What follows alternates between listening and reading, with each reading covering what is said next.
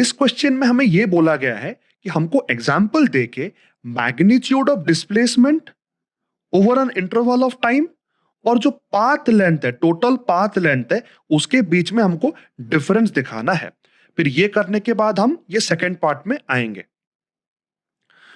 तो मान लीजिए एक बॉडी, अभी उसका पोजीशन है 2 मीटर, फिर वो 2 सेकेंड टाइम लेके ये 4 मीटर के पोजीशन में पहुंचता है। फिर वो 4 मीटर की पोजीशन से वो 3 मीटर के पोजीशन से ऐसे उल्टा जाता है, उसको 1 सेकंड लगता है वो करने के लिए। तो ये जो मैग्नीट्यूड ऑफ डिस्प्लेसमेंट है over an interval of time, वो क्या होगा? यहां से यहां तक गया, फिर यहां तक वापस आ गया, वो डेल्टा एक्स जो है वो कितना हो गया? वो है 3 मीटर माइनस 2 मीटर, क्योंकि उसका जो फाइनल पोजीशन है वो 3 मीटर है और जो इनिशियल पोजीशन है वो 2 मीटर है। बीच में 4 पे रुका, ये हमारे लिए वो काम का चीज नहीं है। तो 3m माइनस 2 मीटर किया मैंने, वो 1 मीटर है। मैंने यहाँ पे एब्सोल्यूट वैल्यू लिया क्योंकि हमको मैग्नीट्यूड ऑफ डिस्प्लेसमेंट बोला गया है। तो मैग्नीट्यूड निकालने के लिए हमको एब्सोल्यूट वैल्यू लेना जरूरी है और वो 1 मीटर निकल के आ गया। लेकिन दोस्तों पाथ लेंथ क्या है यहाँ पे? पाथ लेंथ के लिए हमको ये वाला लेंथ लेना है, फिर ये वाला लेंथ लेना है। ये वाला लेंथ कितना होगा? 4 माइनस 2 मैंने यहां पे कर दिया और एब्सोल्यूट वैल्यू ले लिया। क्योंकि जब पाथ लेंथ हम निकालते हैं, हम जब फाइनल माइनस इनिशियल करते हैं, हम उसका पॉजिटिव वैल्यू हमेशा लेंगे।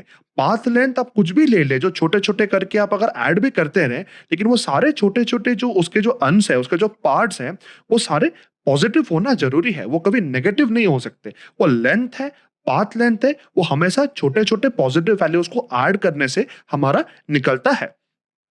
और देखिए जब वो यहां से यहां तक गया, उसका फाइनल 3 मीटर था और इनिशियल 4 मीटर था।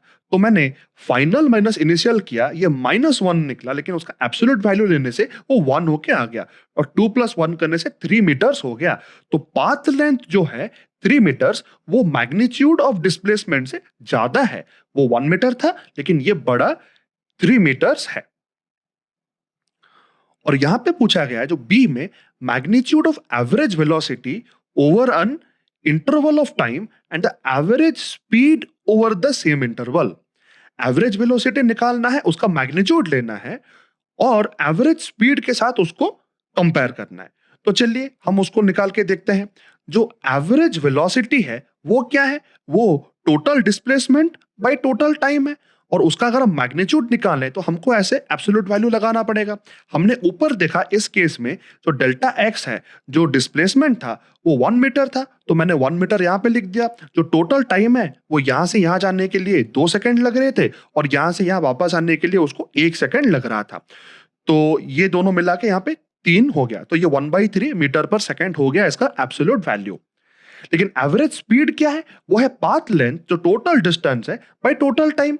पाथ लेंथ यहाँ पे 3 मीटर निकल के आया था, तो मैंने 3 मीटर यहाँ पे लिख दिया। जो टोटल टाइम है वो 3 सेकंड है, 2 प्लस 1, ये डिवाइड करने से हमको 1 मीटर पर सेकंड मिल गया। अभी जो एवरेज स्पीड है वो भी देखिए, ये मैग्नीट्यूड ऑफ एवरेज वेलोसिटी से ज्यादा है। ये 1 मीटर पर सेकंड 1/3 मीटर पर सेकंड से ज्यादा है। तो हमने यहाँ पे ये दिखा दिया कि show in both A and B that the second quantity, माने ये जो पाथ लेंथ है वो डिस्प्लेसमेंट से बड़ा है और ये जो एवरेज स्पीड है वो मैग्नीट्यूड ऑफ एवरेज वेलोसिटी से ज्यादा है। लेकिन ये इक्वालिटी कब होगा? ये इक्वल कब हो सकता है? मान लीजिए जो पाथ लेंथ है वो मैग्नीट्यूड ऑफ डिस्प्लेसमेंट के साथ कब इक्वल हो सकता है, और ये जो एवरेज स्पीड है वो मैग्नीट्यूड ऑफ एवरेज वेलोसिटी के साथ कब इक्वल हो सकता है? जब दोस्तों वो बॉडी एक ही डायरेक्शन में आगे जाएगा, कभी बीच में से वापस नहीं आएगा। जैसे यहाँ पे देखिए वो वापस आ रहा था, ऐसे जब वापस नहीं आएगा तब ये वैल्यू सेम हो सकते हैं। देखते हैं कैसे। बॉडी 2 मीटर से 4 मीटर गया, टाइम उसको 2 सेकंड लगा, 4 से 5 तक गया, उसको 1 सेकंड लगा। जो डेल्टा एक्स है, वो जो डिस्प्लेसमेंट है वो 5 माइनस 2 3 है, उसका एब्सोल्यूट वैल्यू भी 3 रहेगा। तो ये मैग्नीट्यूड ऑफ डिस्प्लेसमेंट हो गया।